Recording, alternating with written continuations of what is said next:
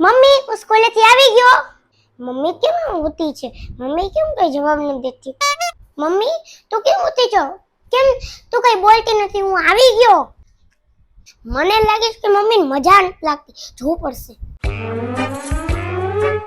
અરે મમ્મી તું કેમ પંખો બંધ અને ઓઢીને સૂવે છો? હે મમ્મીને બહુ જ ગરમ છે.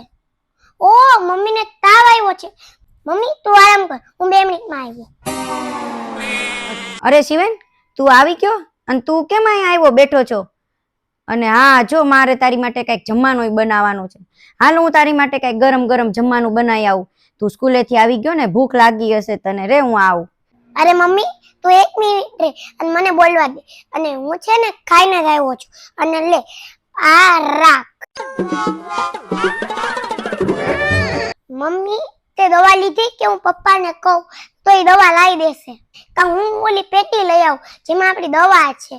અરે તું શિવેન મારી ચિંતા કરમાં, મને સારું છે, મેં દવા લઈ લીધી છે, હમણાં સારું થઈ જશે હો. ચાલો હવે તારે ભૂખ લાગી છે ને તને, તો તું કાંઈક ખાઈ લે. તે સવારનું કાંઈ નહીં ખાધું હોય, કેટલા વાગ્યા જોતો. અને મમ્મી આ મસ્ત ભીનું કપડું છે, આને તું રાખજે અને આ નીકાળતી નહીં. થોડીક વાર આમ લગાડીને જાઉં છું, હું આવું. ઓહો કેટલા વાગી ગયા? હાલના 5 વાગી ગયા, મને તો ખબર જ ન રહી. હાલો મારે થોડું કામ કરવું પડશે. મારા ચશ્મા ક્યાં ગયા? હવે થોડુંક સારું લાગે છે, થોડુંક સારું થઈ ગયું. તો લાવ શિવેન માટે કઈક નાસ્તો બનાવી દઉં, એને સવારનો ભૂખ્યો હશે, કાંઈ નહીં ખાધું હોય. અરે શિવેન તું અહીંયા શું કરે છો એકલો બેઠો બેઠો? મને તો મજા નહોતી તો મારે તો સુવાઈ ગયું. અરે મમ્મી કાલ મારે પરીક્ષા છે ને એની હું તૈયારી કરું છું. અરે મમ્મી તું ચિંતા કરમાં, મેં ખાઈ લીધું છે, તું નીચે જઈને આરામ કર. મમ્મીને મજા નથી તોય મારી કેટલી ચિંતા કરે. અરે મમ્મી તે કપડું કાઢી નાખ્યું, તું કેમ અહીં આવી? તને હવે સારું છે? તે આરામ કરી લીધો? મમ્મી મને એવું લાગે છે કે તને હજી તાવ છે, થોડોક આરામ કર. હા તને થોડોક તો તાવ છે તે, જા તો આરામ કર. તો મારી ચિંતા તું કરમાં અને તે કપડું પણ કાઢી નાખ્યું છે અને તું જઈને આરામ કર, હું મારી રીતના એ બધું કરી લઈશ. અરે શિવેન તું કેટલો ડાયો છો, સવારથી તું સ્કૂલે ગયો તો ભૂખ્યો ને આવીને તે કાંઈ ખાધું ન ખાધું અને તું મારી ચિંતા કરવા લાગ્યો. અને મને તાવ આવ્યો એમાં તો તું મારી સેવા કરવા લાગ્યો ને મારી જ બધું કરવા લાગ્યો કામ. તું તારું તો કામ ભૂલી ગયો, તારું ખાવાનું ભૂલી ગયો, હોમવર્ક ભૂલી ગયો, બધું ભૂલી ગયો. તારે કાલે પરીક્ષા છે તોય તું અહીંયા બેઠો બેઠો એની તૈયારી કરે છો એકલો એકલો.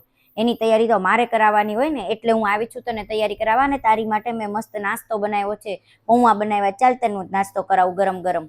અરે મમ્મી તારે મારી ચિંતા નહોતી કરવાની, કેમ કે મેં નાસ્તો કરી લીધો છે, મારું પેટ ભરાયેલું છે અને મારી જે વાંચવાની ટેસ્ટ છે ને એની તૈયારી પણ હું કરું જ છું. અરે શિવેન તું આટલો નાનો થઈને તને એટલી બધી ખબર પડે છે કે આપણે કોઈ બીમાર હોય તો મદદ કરવાની, કોઈને સારું ન હોય તો એનું કામ કરવાનું, એને હેરાન નહીં કરવાના, અને આપણે આપણા કામ બધા જાતે કરવાના. કેટલો ડાયો છો તું, અને તું મારું કરે છો. મારે કરવાનું હોય તારું, તું એટલો નાનો થઈને તું મારું એટલું બધું કરે છો.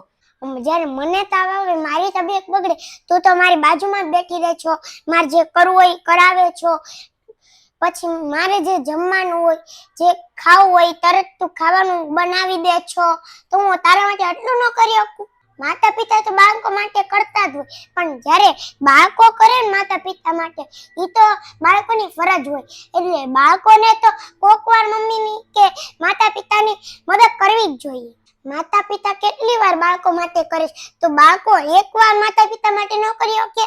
આજે મારા દીકરાએ એ કરી બતાવ્યું કે માતા પિતા દરેક વખતે બાળકો માટે કરે છે. મને મજા નહોતી તો મારા માટે બધું કરી દીધું, એની જાતે બધું કરી લીધું. અને એને આજે એવું સમજાવી દીધું કે જ્યારે બાળકો માતા પિતા માટે કરે ને એ જ સાચું છે. આટલો નાનો થઈને પણ એને એટલી ખબર પડે છે કે આપણે માતા પિતા માટે કાંઈક ને કાંઈક તો કરવું જ જોઈએ, કારણ કે માતા પિતા આખી જિંદગી બાળકો માટે બધું કરે છે. ક્યારેક તો દીકરા એની ફરજ ભૂલી જાય છે કે માતા પિતા માટે એને પણ કંઈક કરવાનું છે, કારણ કે માતા પિતા આખી જિંદગી બાળકો માટે કરતા હોય તો દીકરા 1 કે 2 વખત એની ફરજ જ્યારે નિભાવવાની આવે ને ત્યારે એ નથી કરી શકતા. પણ આટલો નાનો થઈને આ દીકરાને ખબર પડે છે કે માતા પિતાએ આજીવન આપણા માટે ઘણું કર્યું છે, તો આપણે પણ એની માટે થોડુંક તો કરી જ શકીએ છીએ ને. તો મને આ દીકરા ઉપર ગર્વ છે. તો જોઈએ ને મિત્રો, તો માતા પિતા તો બાળકો માટે ઘર કોણે છે, પણ બાળકો માતા પિતા માટે થોડુંક તો કરી જ શકે. પણ તમે પણ પોતાના માતા પિતા માટે આટલું તો થોડુંક તો કરવું જ જોઈએ. અને બાળકોની તો ફરજ બને છે કે મમ્મી માટે એક બે દી તો કરવું જ પડે, કેમ કે મમ્મી તો આપણા માટે ઘણું કરતી હોય. અને આપણને જ્યારે કંઈક તબિયત બગડે ત્યારે કેટલું આપણી બાજુમાં જ બેઠી રહે અને આપણા માટે જે જોતું હોય એ લાવી દે, પછી આપણને જે જોતું હોય એ બનાવી દે, જે જોતું હોય જે ખાવું હોય એ બનાવી દે. અને રાત સુધી જાગી અને આપણને રાખે. તો આપણે 5-6 દી તો 3-4 દી તો એને માતા પિતા હાટું આટલું તો કરી જ શકે ને. જો માતા પિતા આપણે માટે આટલું બધું કર્યું હોય તો આપણી ફરજ બને ને કે ઘરડા કેમ થાય, ગઢા થાય ત્યારે આપણે એને બધું રાખીએ ને બધું કરી દઈએ. એક માં તો પોતાના દીકરા માટે રાત જાગીને આટલું બધું કરે છે, પણ દીકરા જ્યારે મોટા થાય ને ત્યારે બધું જ ભૂલી જાય છે અને એની કરેલી બધી ફરજ ભૂલી જાય છે અને તેના માતા પિતાને વૃદ્ધાશ્રમમાં મૂકી આવે છે. પણ એવું ન કરાય. અમારો વિડીયો ગયો હોય તો લાઈક કરજો, શેર કરજો અને કમેન્ટ કરજો. બાય, મળીએ આવતા વિડીયોમાં. અને આ વિડીયો મેં એટલા માટે બનાવ્યો હતો કે તમને ખબર પડે કે માતા પિતા આપણા માટે આટલું બધું કરે છે, પણ આપણે પણ બાળકો પણ માતા પિતા માટે થોડુંક તો કરવું જ જોઈએ.